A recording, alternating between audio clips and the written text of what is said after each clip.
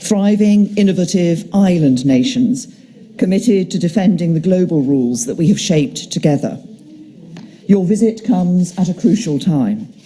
As the UK prepares to leave the EU and raise our horizons towards the rest of the world, our relationship with countries such as Japan will be increasingly important, and your presidency of this year's G20 allows us to work together towards our shared goals on the global stage. Our people face many of the same challenges, but we also both have immense opportunities. And today we agree a deep and dynamic partnership to shape the 21st century together. Japan and the UK, as the world's third and fifth largest economies, are already close economic partners. Japanese companies employ 150,000 people here in Britain, and trade between our two countries totaled £28 billion in the past year. Our exit from the EU provides an unprecedented opportunity to strengthen this trade and investment relationship. I welcome your renewed commitment, Prime Minister Abe, to us securing an ambitious bilateral arrangement, building on the deal already agreed between Japan and the EU. This gives businesses the stability and confidence to plan for the future, supports jobs, and gives more choice and lower prices to consumers.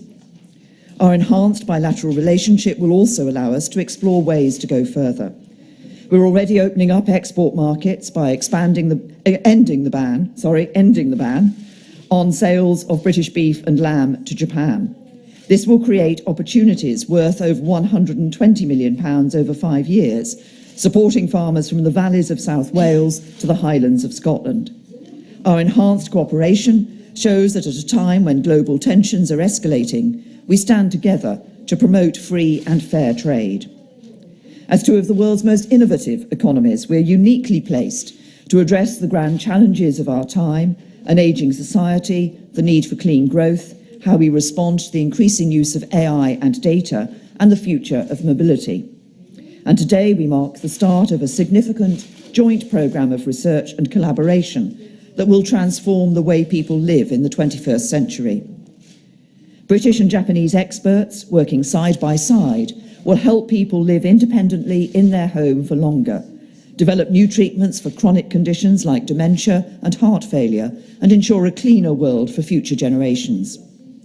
Together, we will also ensure businesses and innovators are able to use big data legally, ethically, and safely in the future. This is our modern industrial strategy in action. Our two cultures already inspire one another's people. 250,000 Japanese tourists come to the UK each year, and we see growing numbers of British tourists visiting Japan. As part of our cultural exchange, the National Gallery will send a major exhibition to Japan, including the famous Sunflowers by Vincent van Gogh, a painter himself inspired by Japanese art. And with Japan set to host the Rugby World Cup in 2019 and the Olympics and Paralympics in 2020, the UK is sharing our experience of delivering these events safely and successfully. Now, global economic growth is underpinned by security. In Tokyo, we signed a joint declaration that transformed our defence partnership and stepped up our collective response to the threats we both face. We saw the strength of our relationship when Japan added its voice to condemn the nerve agent attack in Salisbury, and I want to thank you, Shinzo, for the support your nation showed. This year, we're increasing the number of combined exercises between our defence forces on sea, land and air, and we will deploy the Royal Navy warship HMS Montrose to the region, following on from 3 naval visits in the past 12 months. This will help us to enforce sanctions against the DPRK as part of our joint determination to a peaceful resolution to tension in the region and to the complete denuclearisation of North Korea. I also welcome our collaboration on new technologies, including exploring cooperation on future combat aircraft and missile development that will ensure our forces remain an effective deterrent while supporting high-skilled jobs and industries. Working closely with Japan and our partners in the region ensures a more connected Asia that is free, open and stable, and British expertise will help deliver infrastructure projects in the Pacific region, unlocking commercial opportunities for companies across the UK. 2019 is an historic year for Japan. We look forward to working closely with you to ensure a more peaceful, prosperous world. And I'm confident that our shared optimism and close friendship will see our nation stand together to shape our shared future. Thank you.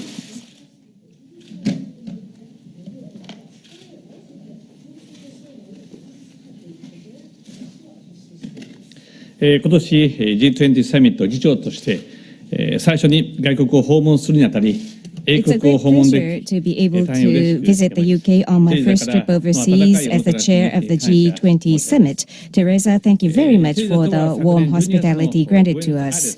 Theresa and I had a meeting on the occasion of the G20 last December at Buenos Aires, so we're being able to have this very close exchange of views quite frequently, which makes me very happy. The world is watching the UK as it exits the European Union. Upon my visit to the UK this time around, I had the opportunity to have in-depth discussion with Theresa on various subjects such as Brexit. Of course, final judgment on Brexit can be handed down only by the people of the UK, but with your permission, I'd like to take this opportunity to mention a few words. We very much welcome the progress made in the withdrawal process between the UK and the EU, and I would like to extend my deepest respect to the strong will and hard work by Theresa for the parliamentary approval of the withdrawal agreement. Japan and the UK has been building a very strong partnership not only in the political arena but in the economic area. For Japan, the UK is the gateway to the European market. Japanese businesses have created 1,000 bases in the UK, offering more than 150,000 jobs. It is the strong will of Japan to further develop this strong partnership with the UK, to invest more into your country, and to enjoy further economic growth with the UK.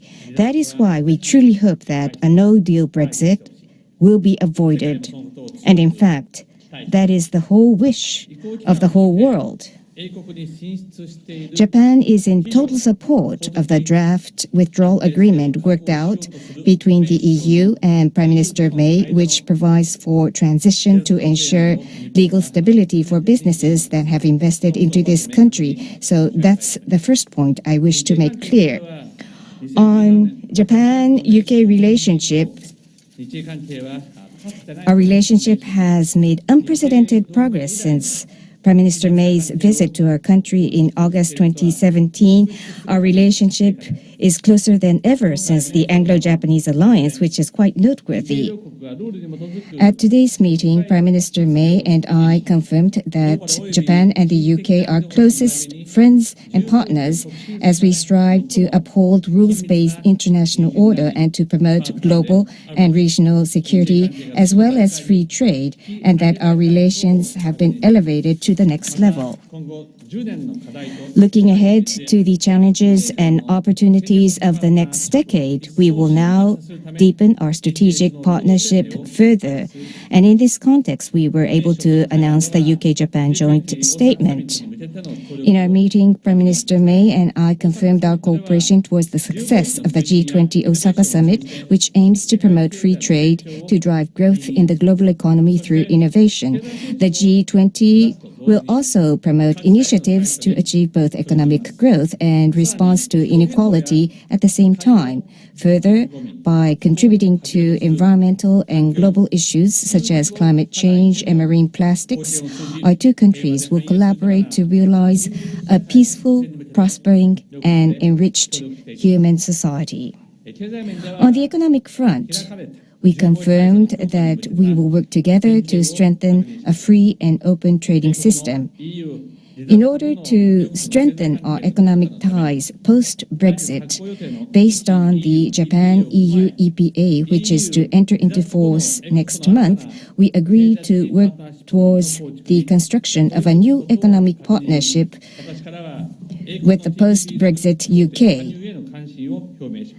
I welcomed the UK's interest in joining the TPP-11. On WTO, we agreed to work even closer to promote its reform. On Japan-UK economic relations after Brexit, we agreed to focus on strategic cooperation in innovative areas including AI, robotics, and hydrogen society. On cooperation in the Indo-Pacific, we welcome the UK deepening its engagement in this region. Prime Minister May and I agreed to inject further efforts to strengthen cooperation in areas such as maritime security, quality infrastructure, and telecommunications infrastructure, including 5G.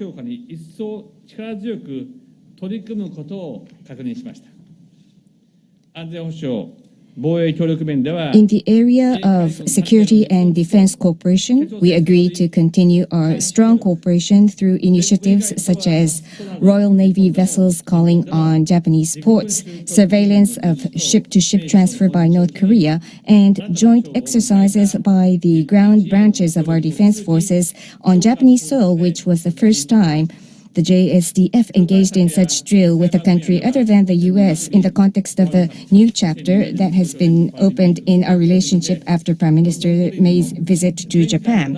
On counterterrorism and cyber, as we prepare for this year's Rugby World Cup and 2020 Tokyo Olympic and Paralympic Games, we look forward to sharing expertise and experiences of the United Kingdom, which has hosted the London Olympic Games and the previous Rugby World Cup Games. On North Korean situation, we have reaffirmed the necessity for complete, verifiable, and irreversible disposal of all weapons of mass destruction and ballistic missiles of all ranges, as well as the complete implementation of United Nations Security Council resolutions. We also agreed to cooperate in our responses against illicit ship-to-ship transfer. Prime Minister May showed her support towards the early resolution of the abduction issue, which is of highest priority for us. North Korea is blessed with the bounty of natural resources and diligent workforce. If it chooses to proceed through the right pathway, North Korea can draw a bright future for herself. I truly hope that the country will capture this opportunity. We also discussed maritime security and agreed to strongly oppose unilateral action that seeks to change the status quo and work closely to maintain a rules-based international order.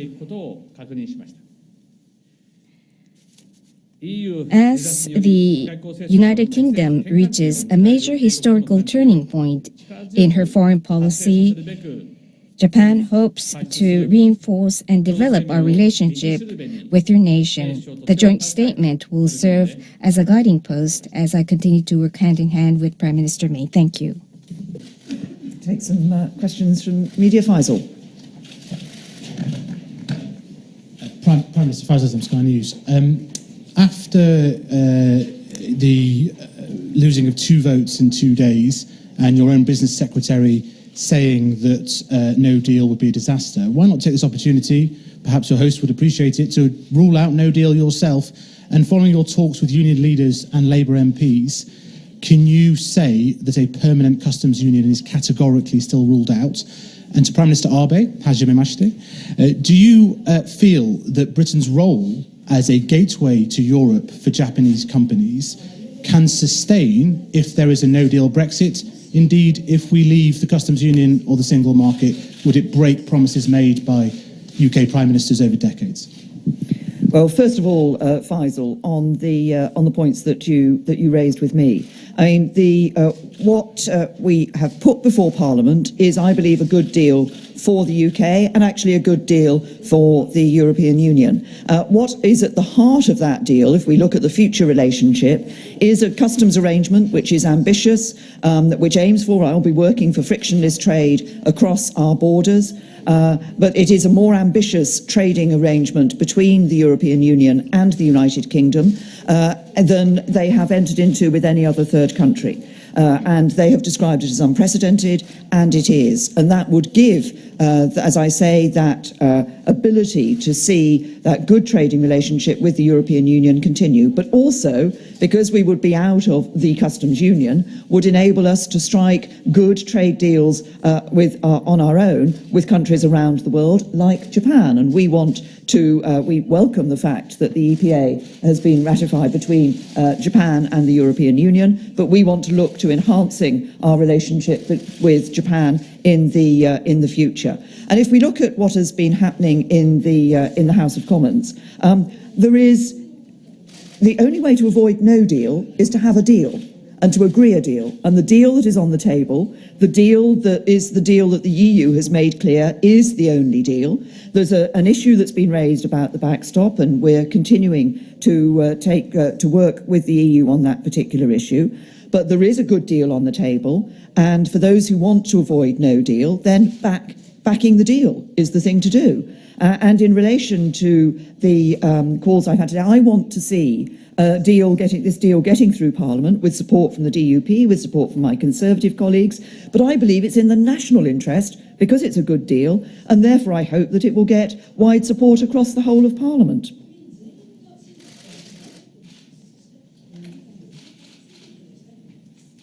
As I said at the outset, Japan has an extremely close economic relationship with the UK, and many Japanese businesses have made investments into the UK and have created jobs. And at the same time, Japan and EU's economic relationship is extremely close, as you know already.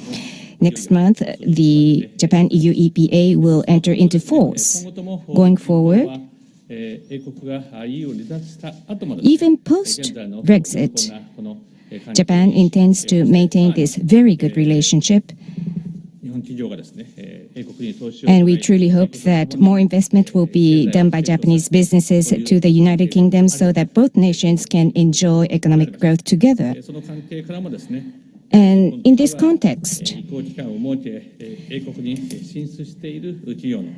this draft agreement for transition and legal stability for Japanese businesses is very much welcomed, and we truly hope that this is realized. But of course, it is the people of the UK who will make the final decision, but at any rate, Japan and the UK will be further developing our bilateral economic ties. Thank you. Then, the journalist from Asahi Shimbun Newspaper Company, please. My name is Hoshino of Asahi Shimbun Newspaper Company. I have a question on economic relationship between Japan and UK and the nuclear power plant construction project to both leaders. TPP-11 was mentioned, and what is the view of the leaders on the future economic relationship? And the second question is with regards to Hitachi's nuclear power plant construction in the UK. Last month, Chairman Nakanishi of Hitachi said that they are in difficult circumstances, and he said that if the plan remains unchanged, that it would be difficult to continue the project. And Hitachi has asked the UK government to review the plan. So could I have the views from the two leaders, and did you talk about that in your meeting? Japan and the UK have established a very deep partnership over several years in politics, security, and economy. This will remain unchanged even after Brexit. Rather, we think that this relationship can only be reinforced. Japan-UK alliance, I think our relationship is even stronger than the Anglo-Japan alliance. And as I confirmed with Prime Minister May, In order to reinforce the economic ties between our two nations after Brexit, based upon the Japan-EU EPA, which will come into force next month, we will start an initiative to establish a new economic partnership between the UK after Brexit. We will continue to be closest partners for each other respectively in Europe and Asia, and I look forward to working hand in hand with Prime Minister May to promote free trade. I already mentioned TPP in my initial comment. Now, on the Horizon nuclear power plant project, this is a project which is of strategic importance for both nations. I do understand that stakeholders, including Hitachi, are currently discussing this matter, and I will wait until they come to a conclusion. We did not touch upon this issue in our summit meeting today. And if I may, just on the TPP issue particularly, we welcome the positive comments that Prime Minister Abe has made about the possibility of the United Kingdom becoming part of the CPTPP. That is certainly something that we are interested in pursuing, and we look forward to taking those discussions further. And as Prime Minister Abe has said on the issue of Hitachi, of course, this is a commercial decision for the company. We have been working with them, but it will be a commercial decision for the company. Claire. Thank you, Prime Minister.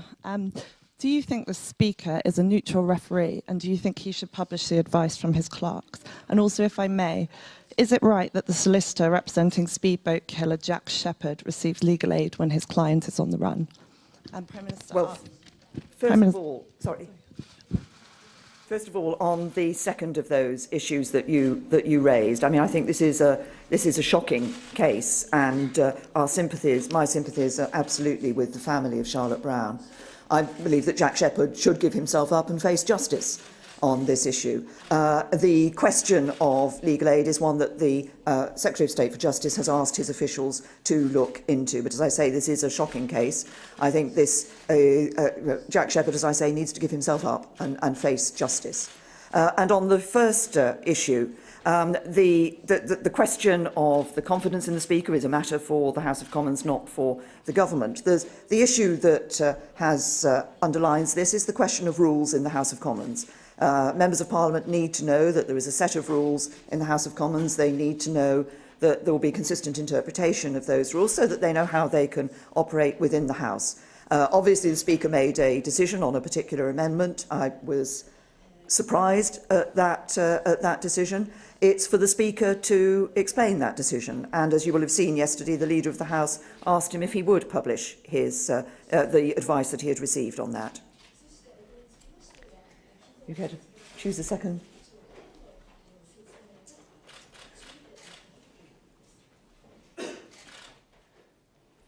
On the subsidy issue to Sea Shepherd, No need to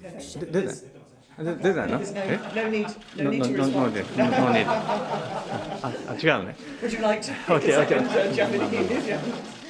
それでは共同通信の小笠原さんお願いします。小笠原さん of Kyoto Press, please. 共同通信の小笠原 My name is Ogasawara of Kyoto Press. I have a question to Prime Minister Abe on Japan-Russia relationship and Japan-DPRK relationship. Later this month, you will be meeting President Putin of Russia. What's your view on the negotiations for a peace treaty? To what extent do you think you will be able to make progress to draw the avenue towards the peace treaty? On Japan-DPRK relationship, Chairman Kim Jong-un had a meeting with President Xi Jinping, and there are some steps towards preparation of the second US-DPRK summit. The Japan-ROK relationship is quite challenging, but what's your view and what's your plan with regards to Japan-DPRK summit meeting, and do you have any prospects that such a meeting will be realized? For over 70 years, there has not been any progress whatsoever in the negotiations over our northern territories. 2 years ago, when we had the meeting in Nagato, Japan and Russia agreed on a new approach for both nations to draw the future profile of the 4 northern islands and to seek a resolution. And in the Japan-Russia summit meeting in Singapore last November, President Putin and I agreed that based upon the 1956 joint declaration, we will speed up the negotiations for a peace treaty. I will be visiting Russia later this month to conduct the negotiation, but negotiations are always with counterparties, so I cannot preempt or prejudge the outcome, but my hope is to seek as much progress as possible in the negotiations with President Putin. On DPRK, the situation has greatly changed after the historical U.S.-North Korea summit meeting last July. As you are all aware, the U.S. and DPRK are trying to plan for the second summit meeting. But I think next time around, I will have to also face Chairman Kim Jong-un. Nothing has been decided on a Japan-DPRK summit. Not even the timing, but we are using various channels, including the embassy in Beijing, to communicate with North Korea. But I would like to refrain from disclosing any details on our communications with DPRK, since it may have impacts to the future negotiations. Thank you. Thank you.